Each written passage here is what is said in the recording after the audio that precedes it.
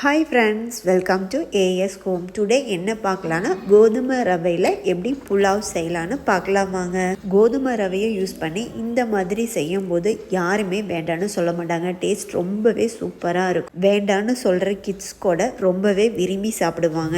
இந்த மாதிரி செஞ்சு பாருங்கள் ஒரு டைம். ஃபர்ஸ்ட் ஒரு சாப்பரில் இந்த மாதிரி காய், என்ன காய் வேணுமோ அதை நீங்கள் ஆட் பண்ணிக்கங்க. கேரட், பீன்ஸ் கம்பல்சரி போடுங்க. டேஸ்ட் ரொம்பவே சூப்பராக இருக்கும். இந்த மாதிரி சாப்பர் இருந்தால் சாப் பண்ணிக்கங்க, இல்லைன்னா எவ்வளோ குட்டியாக கட் பண்ண முடியுமோ கட் பண்ணிக்கங்க. சின்ன வெங்காயத்தை நல்லா இந்த மாதிரி சாப் பண்ணி எடுத்துக்கோங்க, இல்லைனாலும் கட் பண்ணிக்கங்க. இப்போ 4 முதல் 5 ஸ்பூன் தேங்காய் எண்ணெய் விட்டுக்கோங்க. இதுக்கு தேங்காய் எண்ணெய் தான் ரொம்ப டேஸ்ட் நல்லாயிருக்கும். கூடவே கொஞ்சம் கடுகு, உளுந்தம்பருப்பு, கடலைப்பருப்பு இந்த 3ஐயும் போட்டு நல்லா பொரிஞ்சதையும் நம்ம பொடியாக நறுக்கி வச்சிருக்கிற சின்ன வெங்காயம், ஒரு பச்சை மிளகாய், கருவேப்பிலை இதெல்லாமே ஆட் பண்ணிக்கிங்க. இது 2 பேருக்கான அளவு தாங்க.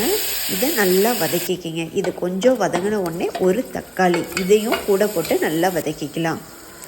இப்போ நல்லா தட்டி வச்சிருக்கிற இஞ்சி, அந்த இஞ்சியினுடைய ஃப்ளேவர் நல்லா உள்ளே இறங்குற மாதிரி நல்லா அரைச்ச மாதிரியே நீங்கள் தட்டி எடுத்துக்கோங்க. சில பேர் அப்படியே கட் பண்ணி போடுவாங்க, அந்த மாதிரி இதுக்கு போடாதீங்க. கூடவே கொஞ்சம் குழம்பு மிளகாய்த்தூள், மஞ்சள் தூள் இதுவும் போட்டு நல்லா வதக்கிக்கிங்க. இது எல்லாமே நல்லா வதங்கிய பிறகு தேவையான அளவு உப்பு ஆட் பண்ணி 1 டம்ளர் ரவைக்கு 3 டம்ளர் தண்ணி அந்த ரேஷியோவில் நீங்கள் உள்ளே போட்டுக்கோங்க.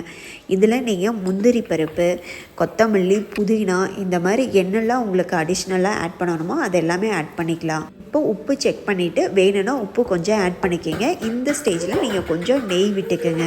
தண்ணி நல்லா கொதிச்சு வந்ததையும் நம்ம இந்த ரவையை உள்ளே கொட்டி கிளறிடலாம். எப்போவுமே கோதுமை ரவையை யூஸ் பண்ணி என்ன நீங்கள் குக் பண்ணாலும் முடிஞ்ச அளவுக்கு குக்கரில் வச்சு குக் பண்ணுங்கள். அப்போ தான் அது ரொம்ப சாஃப்டாக உங்களுக்கு ஒரு பிரியாணி, புலாவ், பொங்கல் எப்படி இருக்குமோ அந்த மாதிரி சாஃப்டாக கிடைக்கும். இல்லைன்னா கொஞ்சம் ஹார்டாக தான் இருக்கும். இப்போ உப்பு, காரம் எல்லாமே செக் பண்ணிக்கோங்க. காரத்துக்கு முடிஞ்ச அளவுக்கு குழம்பு மிளகாய்த்தூள் ஆட் பண்ணுங்கள். அப்போ தான் இதுக்கு ரொம்பவே டேஸ்ட்டாக இருக்கும்.